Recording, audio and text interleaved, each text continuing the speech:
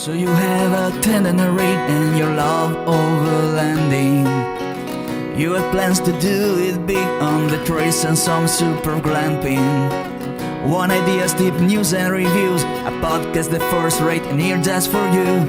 You don't have to think about it, join us and be about it. Something interesting we want to hear about it, come on let's talk about it. Welcome to Waypoint Overland's Random Waypoints podcast.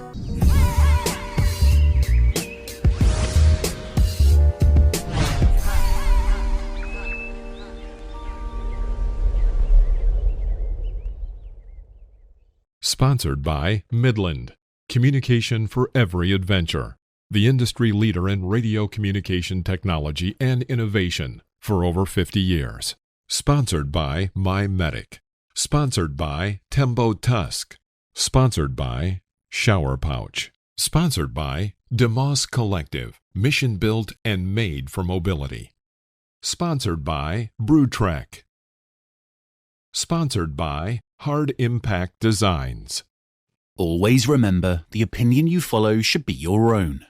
Just consider the things stated here to be a second opinion from a complete stranger online. Hey, what's up, Mike? Not too much, Phil. How's it going today? New week, new podcast. Absolutely. We got a lot of stuff to talk about. I wanted to get right into it and talk about the park rangers, national park rangers. A lot of people go to national parks, and I think that they really don't have an idea of what national park rangers do at all. So I wanted everybody to understand that park rangers have a visible and tangible desire to protect and promote our national parks and our national cultural history. And they excel at fostering curiosity and providing opportunities for all park visitors. Most of the positions, they require a 4-year bachelor's degree, and rangers may have degrees in recreation and tourism. However, they usually have a solid background in earth science, environmental science, and biology. So I just wanted people to understand that these are people who are dedicated to the service of you, the patron of the park. And not only that, you're talking to people who have spent time educating themselves about the outdoors, the ecosystems, and things that they talk about. So they're not just somebody who applied for an hourly wage job and show up in the summer and come talk to you. These are people who know what they're talking about, and they generally have a desire to do this job. It wasn't, they picked this job because they didn't have another choice or something like that. They genuinely wanted this job. And I wanted to mention that because we're going to memorialize a park ranger who just died with this show. So this is in memoriam of Ranger Tom LORIG. He was a ranger at Bryce Canyon National Park in Utah, and he's died from injury sustained after tripping and falling while on duty during the park's annual astronomy festival that we talked about a couple of weeks ago. And if I'm not mistaken, he worked there for quite some time. Yes, he was in the park system for over 40 years. I actually have met him in Yosemite. And if you ever saw him, you would never think that a fall would take him out like that. However, he was 78 years old. He was directing some visitors to his shuttle bus around 11:30 p.m. on Friday, and he fell and hit his head on a large rock. And that's it. Yeah, obviously super sad. Take a moment to think about that. But, the park rangers are generally educated they go to school for it, and they serve a purpose. And the purpose is sort of to be the liaison between, us as American citizens and the preservation of the land that the park is in. So there's a lot that goes into that role. Yes. Living here on the West Coast and the Pacific Northwest, especially, there's schools like University of Oregon, Oregon State, where a lot of the curriculum is towards people who have an interest in being involved in the national parks and agriculture and stuff like that. So I've met a lot of these people and they are very dedicated. And I'm mentioning this because I feel like they are not given the credit they deserve, nor anywhere near the respect that they deserve. Especially like we were talking a few podcasts ago about how visitors are just bad people nowadays, and they still show up to work and they smile and they treat you nice. Yeah, I mean, luckily not everybody's a bad person, but they do get their fair share of people wandering through the parks trying to pet bison and jump over fences and circumvent the areas that they're supposed to be at. Unfortunately, that is, I guess we call it modern day society, right? I just came back from an event in Colorado, in a small little town called Natarita. And that is on the road that heads towards, actually, it goes into Utah towards Moab. And I don't know if you're familiar at all, or any of you guys out there are familiar with the area. Dolores, it is the Dolores River runs through there, Dolores Canyon. It's part of Montrose County, and I'm not sure what the other county is, but in any case, there is let's just say, while we were there this weekend, the governor of Colorado, as well as the Senator Hickenlooper, who used to be the governor of Colorado, by the way, and the mayor and everybody else was around, because they are trying to make about, I want to say it's 600,000 acres of land. They want to convert BLM land into a national monument. Now, I don't know if people are familiar with the different terminology out there. You've got national parks and national monuments and BLM land, and then you've got I don't know. There's like 4 or 5 other ones. They're all different. They're all different designations. But the bottom line is, when it's a national monument, it gives the local park. I don't want to say park. I guess it's a monument. Authority to set some rules, and the main reason, I don't know if you guys know that, obviously we recently banned the import of uranium into the United States from Russia. So we are starting to have a shortage of uranium that we need for various things, probably power plants and weapons and whatnot. And that region around between Moab and western Colorado there is the uranium capital of America. So they all used to be mines there. And the idea of a monument is it would prevent future mining. So the theory is when you put a monument in effect, the current people that have current rights to the land can continue to have them, but there will be no additional ones added. So I looked into it a little bit. It's interesting. The reason I'm bringing it up here is that we always talk about land use and citizens' rights to American federal land and all this other stuff. It looks to me like about 70% of the actual residents of that area, Colorado residents, are against it.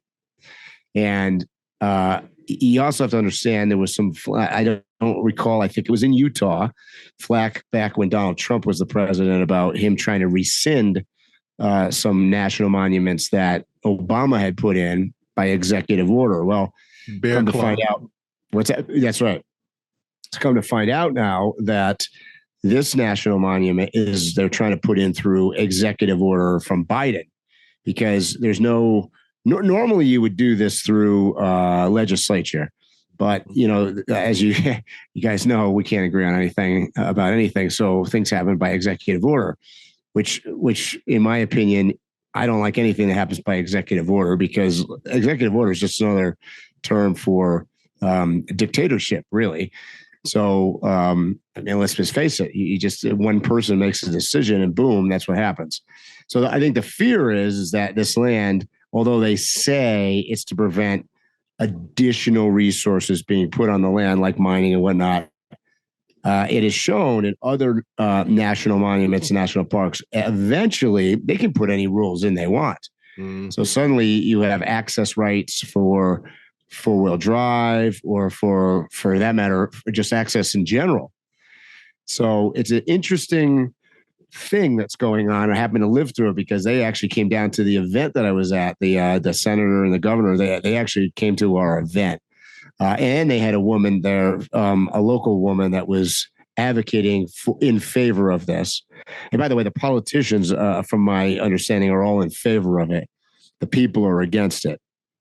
And this one woman was arguing that, dams, it just brings up a whole nother, I know I'm off tangent as usual, but brings up another thing. There's a dam on the Dolores River, which, by the way, flows into the Colorado. It's very similar to the Green River in Utah, where there's dams. And we all know, I think we can all agree, that dams are in general bad and are destructive, change environment, do all sorts of stuff that wasn't meant to happen. However, it's interesting because I got into, me, I can't keep my mouth shut. I got into an argument with a few people there that were in support of this, and they're like, well, the problem is, they're arguing for people, their water access rights and all this other stuff.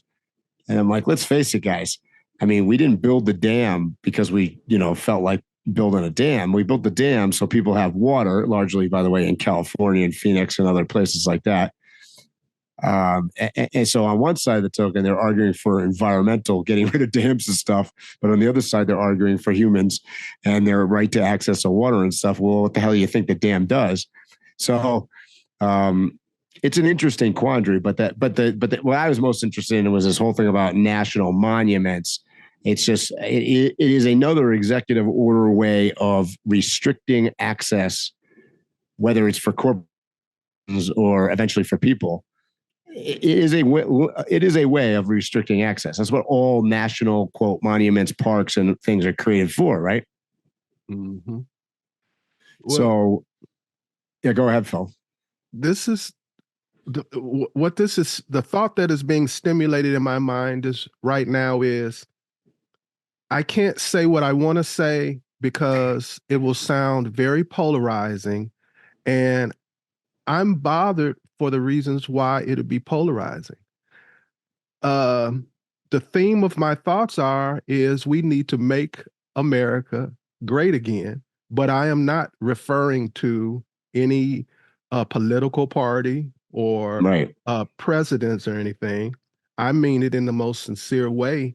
We need to make America great again. It seems as though, and I'm talking about across the board now, the problem that we're having is logic has been thrown out the window on basically everything in America, whether it be ethics, morals, land, rights, guns, whatever you want to, you bring up the subject, and we are ass backwards on it now. Mm-hmm. I don't understand the logic, and I do understand the logic in protecting land. I feel it's important to protect land, but I also feel like I've been living in America all my life, and growing up, we were taught in school that one of the things that was great about America is that we were self-sustaining, self-supporting. We don't need nobody; everybody need us. Right. And now the mentality is we get everything from everybody else. We don't do anything. We don't make anything, and we're not going to have our own resources, which is crazy. So that's what I think about it. Yeah, so that brings up an interesting that particular area, the Dolores River Canyon area, is a vital natural resource for sure, and they are trying to protect the environment, the animals, the natural. I guess you would call it the natural flow of the water and everything else. So I get that. It's interesting listening to both sides of that story. In concept, I am for protecting the land and even potentially for having a monument over the land. The two problems I have with, one, I am 100% anti executive action. So if you're going to, circumvent the law basically and have Biden sign something to make this happen, I'm not on board with it. I'm not on board with either side trying to do that. So that's one thing I don't like. The second thing is you bring up an interesting point. That happens to be it's by the way, all of that area that we were at, the town that we were in and the surrounding area exists essentially because of uranium, vanadium. I think there's a couple other minerals that they mine there. And it used to be extremely populated area where there were a lot of people living, a lot of mining going on. There was a power plant that closed down a couple years ago. And then, of course, we can buy, the same resources overseas in China or Russia or something for cheaper. So now where we can't potentially going forward is a problem. It brings up, people that are lobbying to try to get their uranium mines open again. So it brings up a good point that you brought up is like being self-sustaining in the United States. Now you're going to get I'm going to call it the green peepers on the other side of this argument. They're going to be against uranium mining for, no matter what, destroying the land, strip mining, whatever's going on. The problem is these are the same people that want to drive around in their Teslas and want to go to Whole Foods in California and expect that there's going to be lights and water. And right, I got news for you guys. It simply don't work that way. It just doesn't. So, I mean, obviously there needs to be a balance somewhere in the middle, but am I wrong? But that's what I'm talking about across the board. Pick the subject, and there's so much hypocrisy and so much antithetical thinking. It's just crazy to me. Like when you talked about what's the grocery store? Whole Foods. It made me think about our society has like a vegan mentality. Yeah. We'll eat anything, but we don't want to know how it's made. Yep. Yep. That's right. And it was in contrast because it was interesting because here I am at this event and I hear very passionate arguments from people about, we need to make this monument. We need to get our water rights fixed. We need to get rid of dams. We need to do all this stuff. And to some extent, as Americans, we're just a bunch of whining, hypocritical sort of we're just bullshit artists, really. We're talking about all this stuff.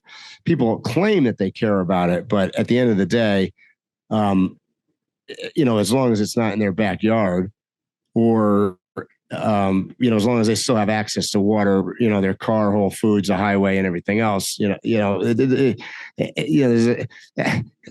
that night I was watching a video. I've been watching Noraly. I don't know if any of you guys know her out there. Itchy Boots on the motorcycle. She just did a Trans-Africa trip on a motorcycle, and I'm watching it because a lot of the places I've gone through myself in trucks, and she was going through the Cameroon and Central African Republic. And if you look up those countries, by the way, guys, the average age lifespan in Cameroon and Central African Republic is about 54. So there'd be no podcast because both Phil and I would be done and gone. They don't have, for the large part, the entire country doesn't have access to clean water. There's very few places that have electricity. Their infrastructure is abysmal. I watched her, in one episode where she had to take a dugout canoe to get the motorcycle on across like 4 different rivers. So I want to bring that up because it's a contrast to what we're talking about here, and we're talking about, whether or not we can water our lawn and have our nice golf course in Phoenix. So it boggles my mind if you put stuff in perspective, so for a bunch of people, largely quote wealthy people, sitting around discussing, whether we should have a national monument or whether the dam on the Dolores River should be there or not be there is pales in comparison to most of the issues in the vast majority of the world. So I know we're way off. We're way left field target here, but you and I talk a lot about national parks and a lot about public land. And if anything you get out of our podcast is that the national land and public land is not truly accessible and for the citizens. So, I mean, let's just cut to the chase. I mean, there's all sorts of mineral rights. There's mining. There's cattle rights. There's I don't know what else. So oil and gas pipelines. There's all sorts of stuff going on, and almost has access restriction on it. It just does. Well, I'm just thinking of. Not. I'm just thinking right now of maybe the top 10 major national parks. People, they drive the main roads and they go to the main little spots for sightseeing. Mm-hmm. But there's a lot of backcountry to a lot of these national parks.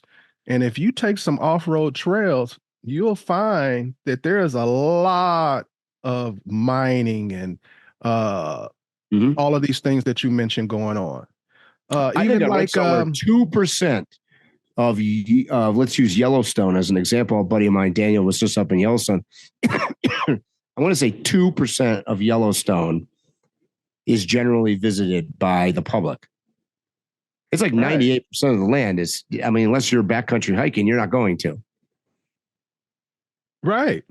Like arches. People usually do that little loop and they're out. But there's a whole nother area. You can come in from the back if you take trails. Yeah. And there's stuff being done back there. Sure. Almost all of these parks. If it's not mining for resources, it's cross-cutting trees. Yeah. Lumber, timber. Mm-hmm. Yep. Oh, and probably the number one thing, which also obviously always comes up in the big discussion, is cattle.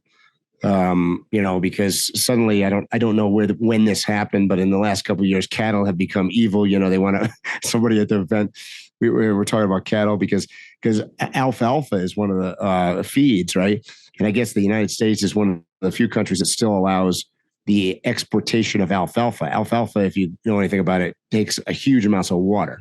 It's a huge suck on water, and there's a lot of this has to do with cattle. And, they want to just about put mufflers on cattle at this point because, the greenhouse gas emissions or whatever has been being just talked about. And their, what do you call it? Their hoofs have more damaging impact on the Colorado had an initiative for a while that was talking about trying to get in more buffalo bison and less cattle because apparently their hoofs or something are less damaging to the soil. So, a lot of weird stuff. I know we're talking about a lot of, but when it comes down to it, it's resources. And then it comes to economics because at the end of the day, the world runs on money. I hate to tell you this. This is just simply the way it works. And it works that way for the government. So if the government can lease a mining or create mining for themselves, that's a lot more attractive than leaving your off-road trail open so you guys can, you and I can go camp with our Jeeps. This is a fact. And at the end of the day, I mean, some of this stuff is created largely for us. Think about it. I mean, uranium, we may be against it, but it creates power. I mean, there's a reason for it. In general, my attitude, my ideology is save the planet, save our country, save the land, blah, blah, blah, blah. But I also have a counter to that. I'm like, don't spite your face to, you can't go too far with it. We are an empire, whether we want to call ourselves one or not. We are a dying empire. And the only way that we're going to come up out of this is for us to pull our own selves up from the bootstraps. Ain't that what we always talking about? Yep. And part of that is using our own resources. Which, by the way, we have more natural resources than virtually any other country on planet Earth, including oil and natural gas and uranium and gold mine. I mean, it goes on and on. The list goes on and on and on. we've both lived long enough where we've passed through decades where they're saying there's barely any oil in America. And then another decade, they were like, we got enough oil to supply the whole world. And over, it's just like a continuing rotation. Yep. We got the oil. Remember back, I don't know what year that was, the 80s or something, where we're going to run out of oil by 1996 or something. I remember them talking about it. We got to consider. I remember when they said it was going to be 1979. Yeah. Yep. So, anyways, it's a debate for sure. And then the economics of it is you and I've talked about it on a podcast a lot. Unfortunately, what's also occurred with this, I guess where I'm going with this is that in general, my feeling is that potentially our national resources are not well managed. We talked about, we started this episode off with talking about the park rangers, but in reality, it's the people behind that. It's not the people that are on the boots on the ground. It's the people that are making decisions for the land. And it's not super well managed because, we've got a scenario where if you go to Yellowstone or you go to Glacier National Park, at this point, you've got to be upper middle class to be able to afford this. Yet it's public.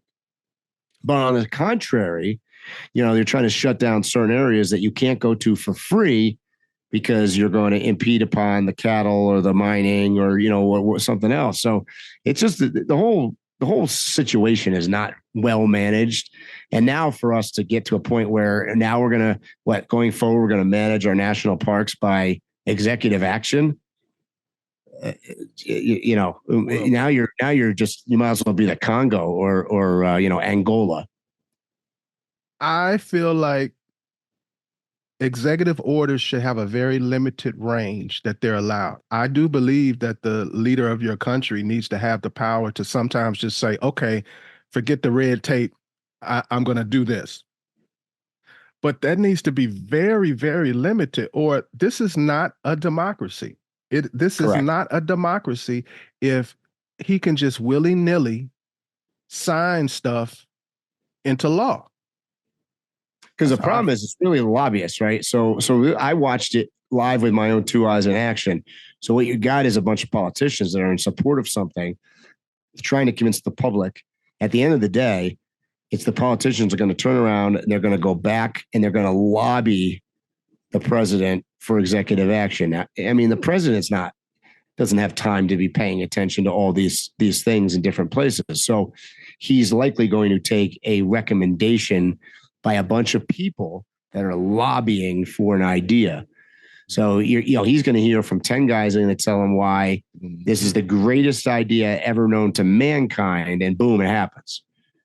And we've seen this before. We started talking a little bit about the Utah thing, and my understanding of that is that Trump tried to overturn it, and I wasn't following the whole story. It did not work, right? And then I think they did take legislative action to keep it. I think they repealed it from being a monument for 3 or 4 months or something like that. Yeah, something like that. Yeah. And then it went right back. Yeah. And then, I don't think people understand how much land is controlled by the government. And by the way, it can sell it. If it wants to take 300 acres and sell it to ExxonMobil, they can do it. Well, there's nothing in our Constitution that says they couldn't sell it to another country. That's right. So it's an interesting thing. So anyways, that's our national land, national monuments, and national park discussion. I'm sure we'll get back to that because we'll stay tuned to that because I think it's going to hit national news, that particular thing that's going on where I was at. And I suspect you're going to hear about that on a larger scale. I didn't really pay much attention or know about it until going there to the area. Then, next thing you know, the governor is staying at the motel right next to where you're camped at. So it was kind of weird. But let's talk about Overlanders being cosplay. What do you guys think about that? All right. The majority of the people listening, I think you came for what I'm assuming will be the title for this video. And that is, has overlanding become the next form of off-road cosplay? And this is taken from an article written by a friend of ours from the East Coast. He's part of East Coast Overland Adventures. His name is Dean, and we will leave a link to the article for you to read the article. We're not going to read it here. You know, we're not going to take away his readership, so we'll leave a link. But a friend of ours named Dean, who's an instructor at Overland Expo, he's been part of the Overland off-road racing community for years. He wrote an article, and it was titled, "Has Overlanding Become the Next Form of Off-Road Cosplay?" And to just briefly synopsis what he wrote, he was basically saying that a majority of people who are under the umbrella of the title of an overlander are similar to cosplayer. The clothes, they have the gear, and they play the role of an overlander, but not necessarily living that lifestyle. You read the article, right? I did. So what are your thoughts? Well, let's break down for everybody. First of all, cosplay. I think of Comic-Con, where they dress up as your favorite superhero. Or in New York City, I used to go down to the city, and there was SantaCon around Christmas, where everybody would dress up as Santa Claus. There'd be thousands of people in the city. What he's saying, what he's suggesting is it's you're dressing up and pretending not only as the person potentially of the clothes that they're wearing, but they're dressing up their vehicle too. So, you know, we've talked on the podcast oftentimes about, you know, strapping on action tracks on the back of your truck, or putting on the required mandate for your roto packs in order to be a real true overlander. And then let me take it a step further. Because what he's referencing is in these cosplay things, they don't actually do it. Right? It's not just necessarily about the pretending and the dress up, the camaraderie, which, by the way, is part of this too. You know, people come together at events. So you come together at Comic-Con, you don't come together and socialize and whatever. But it's the next step is that you actually aren't doing what the word is. So as an example, you know, you're not Spider-Man. You're not really going out and fighting crime, right? Right. You're just dressing up as a guy, and you're pretending. So what he's saying in the article, which, by the way, in fairness, it came out on April 1st. So like, look at the date a little bit, but and this part obviously funny, but you know, he's kind of saying that not only are they dressing up yourself in the truck and the vibe, but you're actually just really taking it to Walmart or to Whole Foods so you can get your organic lettuce that was grown with the water from the dam that's in Dolores. So it all comes together, right? Anyways, but that's, you know, what's my feeling on it? I mean, Phil, we've talked about this.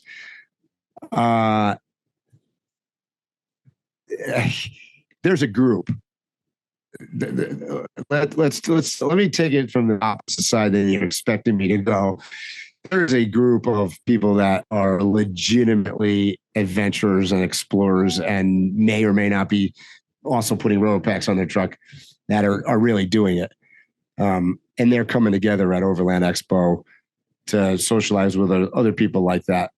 Is there a group of people that is cosplay?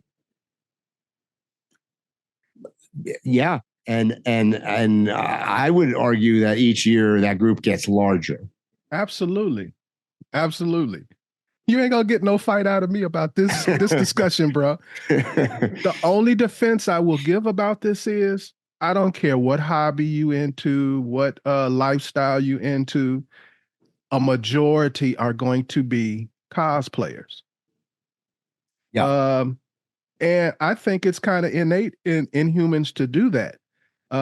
That's why stonewashed jeans were popular, because originally people wanted to buy the jeans to have the look like that dude that rides the horse. Exactly.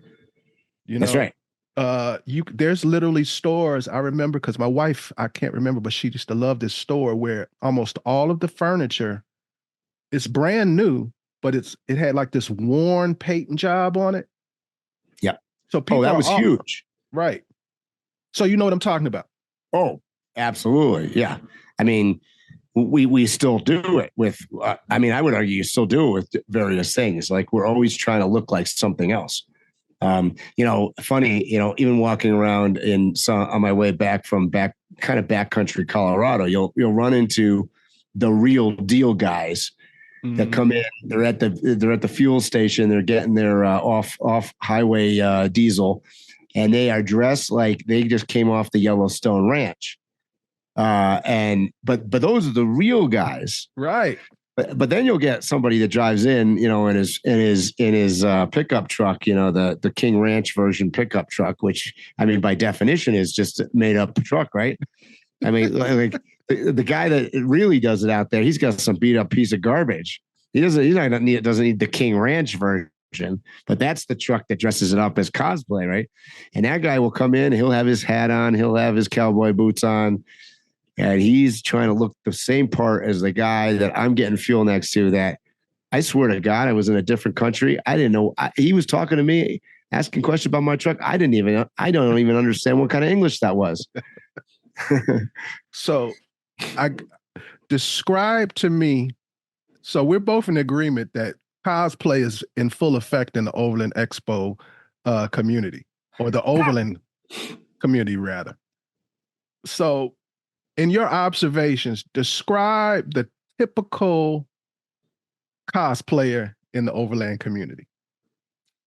I would say the typical guy has got a new vehicle, likely it's not more than a couple years old. It has upgraded, he's upgraded the tires, he's upgraded the suspension, probably whacked the snorkel onto it. He definitely got all the things that you're required to have, roto packs. You've got action tracks or max tracks. You've got some boxes on the roof. You probably got a rooftop tent. You got organizational stuff inside. Probably a slide that comes out of something. You got your GPS. I mean, and you probably don't know how to use any of it. Right. I mean, somebody told you where to put. I see stuff mounted, Phil, in all the worst places. Like you'll see stuff. Like I'll give you a great example of this. Everybody thinks they have to have a high lift jack. Now I've been using a high lift jack for, I don't know, probably 30 years, and I've owned a dozen of them. They are the biggest pieces of crap. Okay. Sorry, high lift. They're always jam up. They're never lubricated because, they're exposed to the elements. They're dangerous as crap. If you don't know how to use the thing, right, they are beyond dangerous. I've seen people seriously injured with them. And then I see them mounted. I'll rain on the Jeep guys parade for a minute because I see it oftentimes because the Jeep's got a roll bar in the front. They mount it right in front of the windshield, which is a perfect location. So it flies right through the windshield when something happens. When I see that, I immediately know where they're at. Yeah. Right. So, I mean, these are the things that you see, but in fairness, I mean, it looks super cool mounted there, as do the boxes on the roof. So you obviously everybody knows, put the heaviest stuff on top of the truck. That's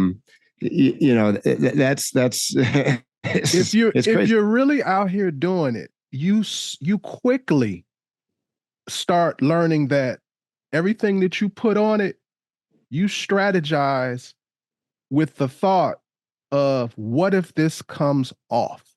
Yeah. Mm-hmm. Right. Well, I start with a thought of why do I need it? How do I use it?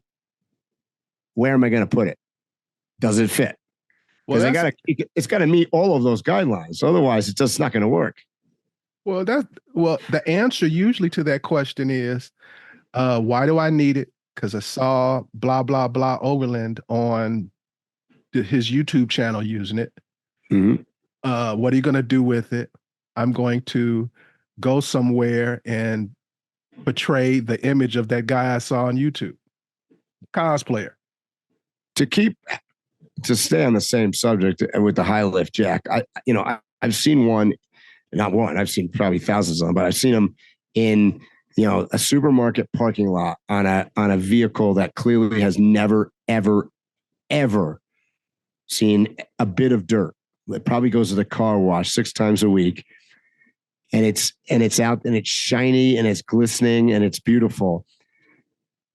And if I was a betting guy, I could walk up to that truck and I guarantee you they don't know how to use it.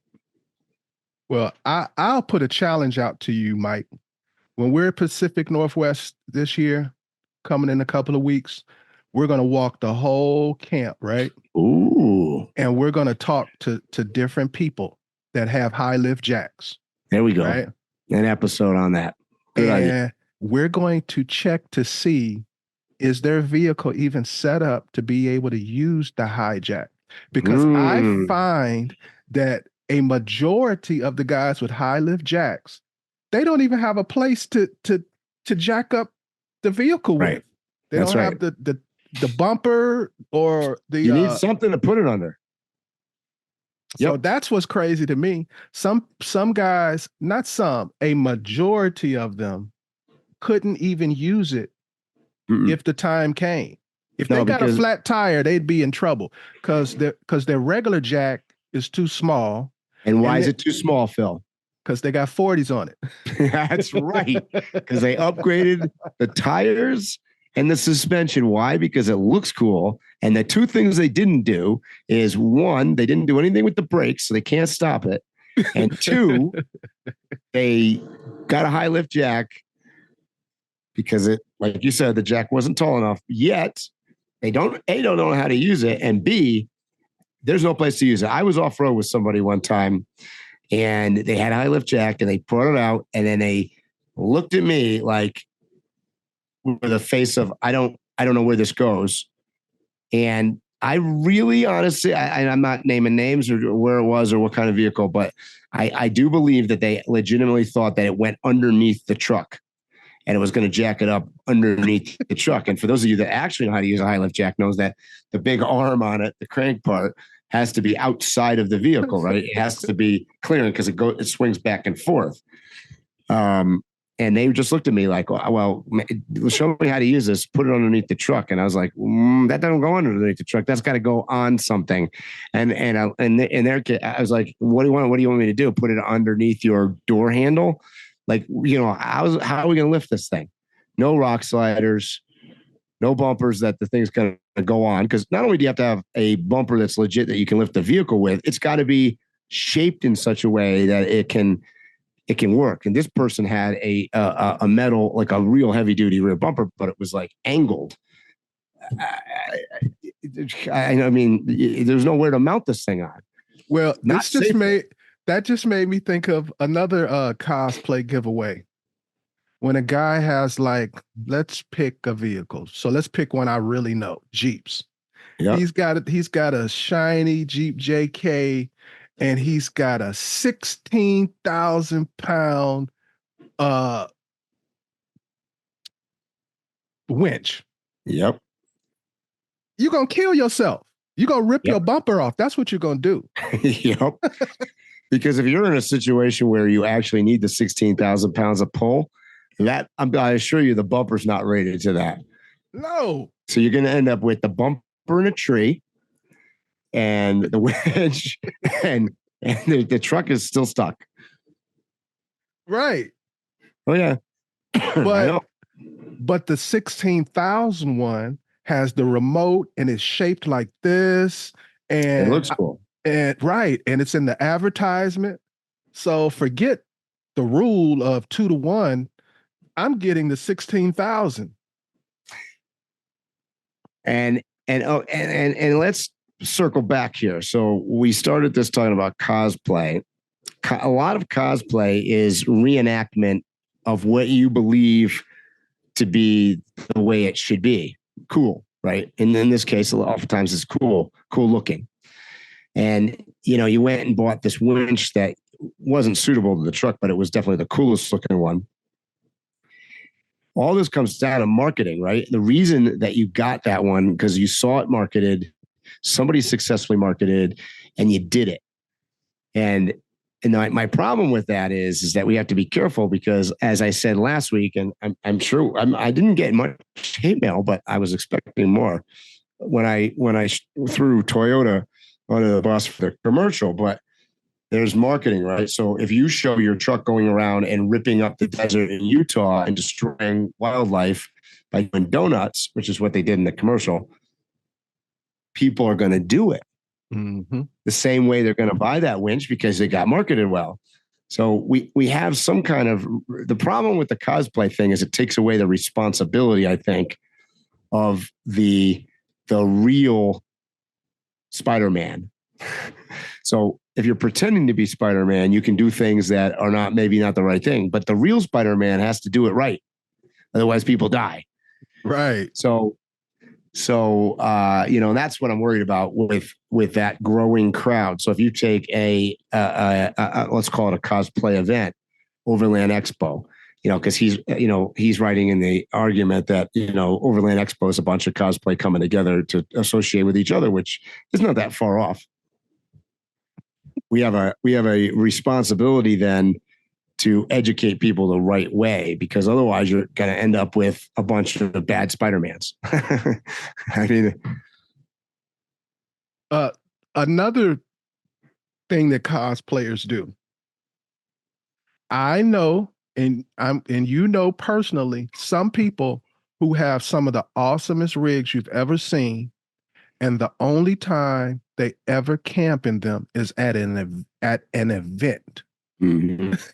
That's right. Well, I mean, that goes right along with it, right? Because a lot of the gear that's associated with, quote, the overlanding world has to do with camping. Because, I mean, we've talked about this. I still call it camping. Overlanding is camping.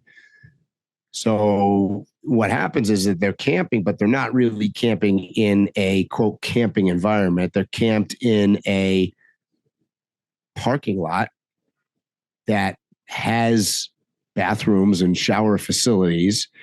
It isn't the same it's not the same. It just isn't the same. Right. I mean, and they're only doing it for a couple of days. So it's, any one of us can kind of overcome anything for a couple of days.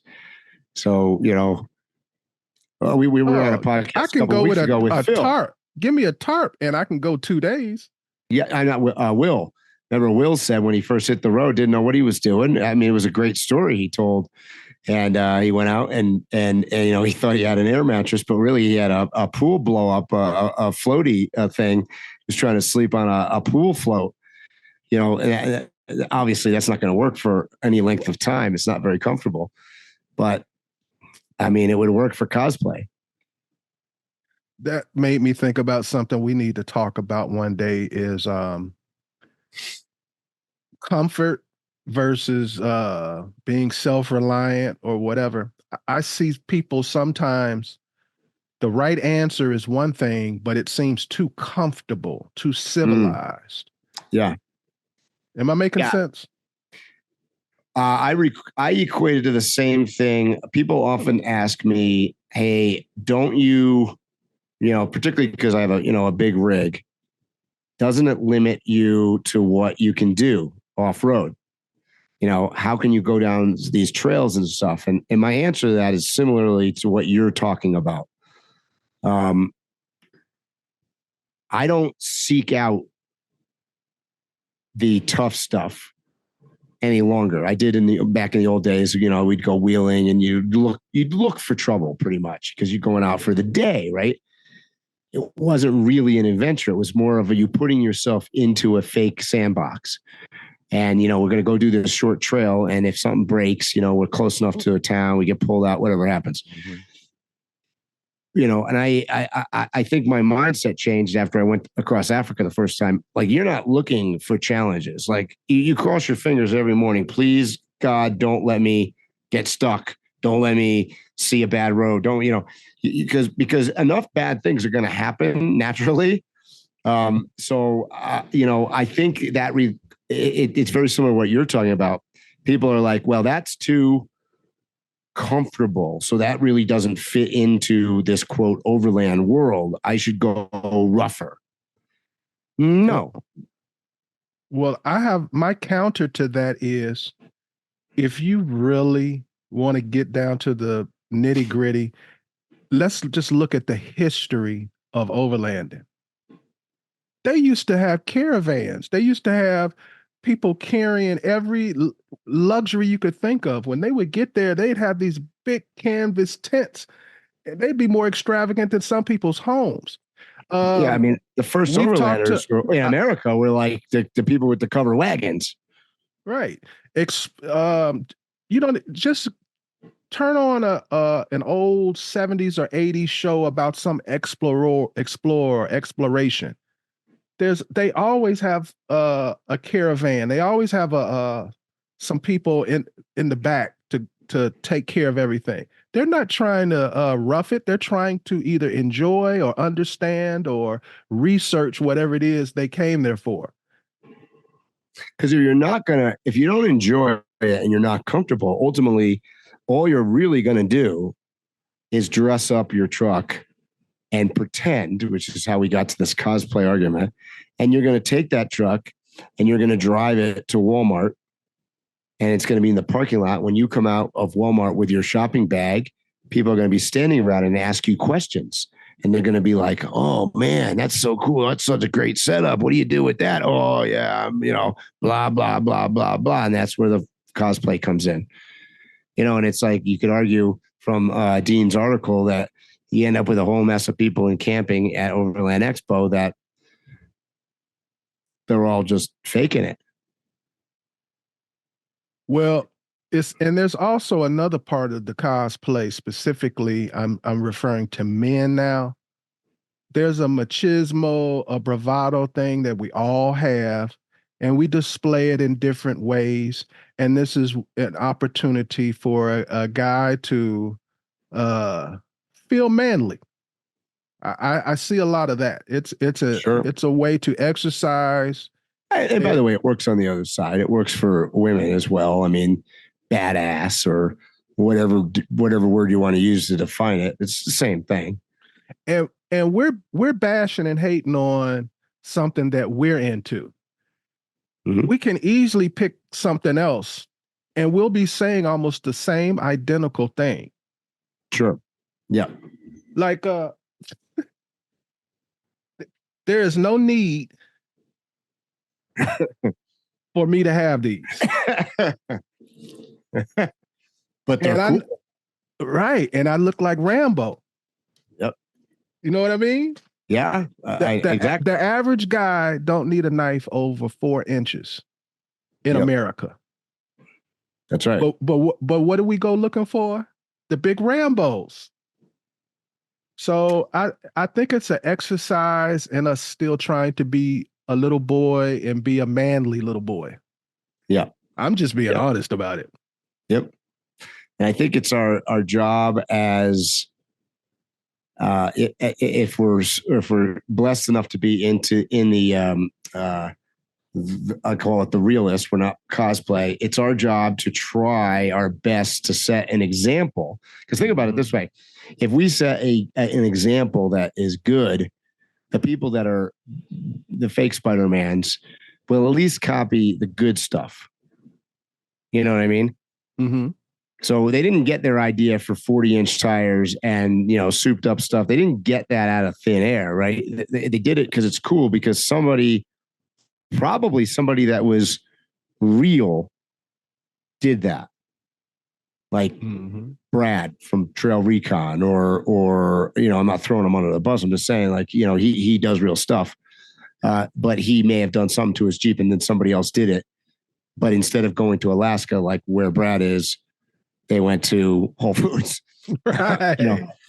Or Clay, from Expedition Overland or Scott Brady or anybody, like anybody that can become an icon. It doesn't, and they don't have to be even at a level of that those guys are, and you and I talk about like Patty Upton she hasn't, that's the other side of this, but sadly, no one's copying that.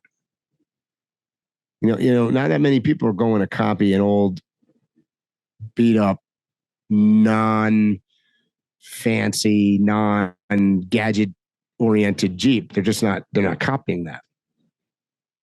The few that do, I would say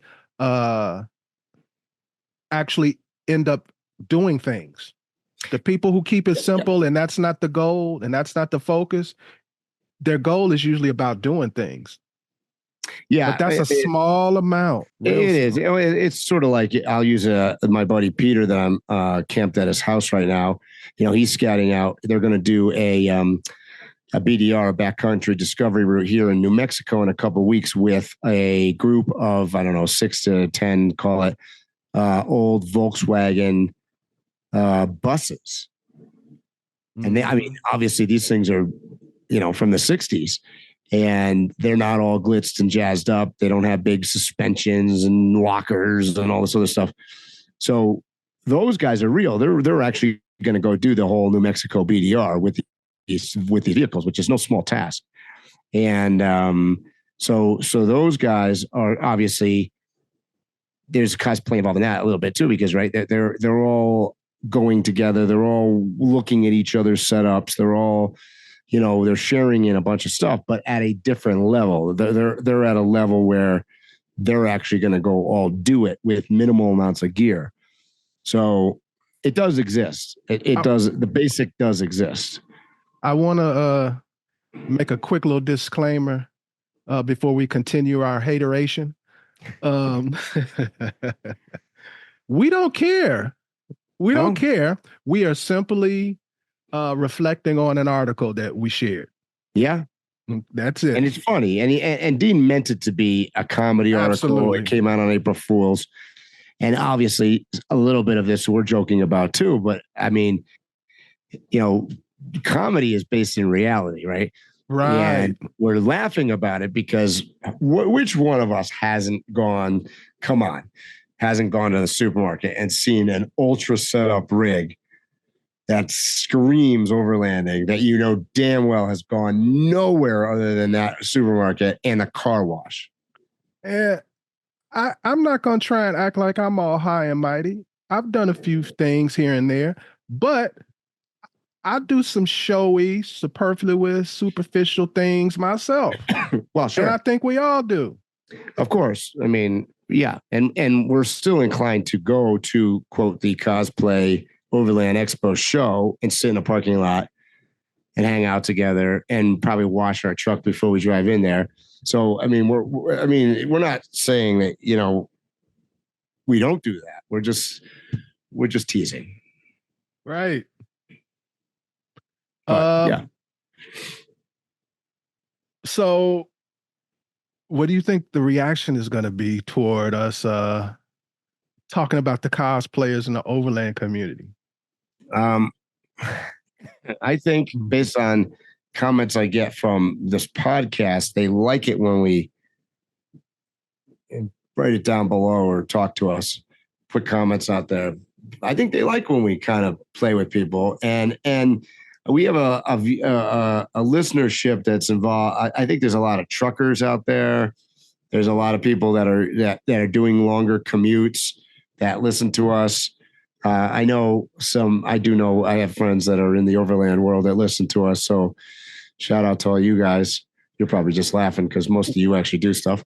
Well, I believe this doesn't come out next week because I think Sir William comes out first.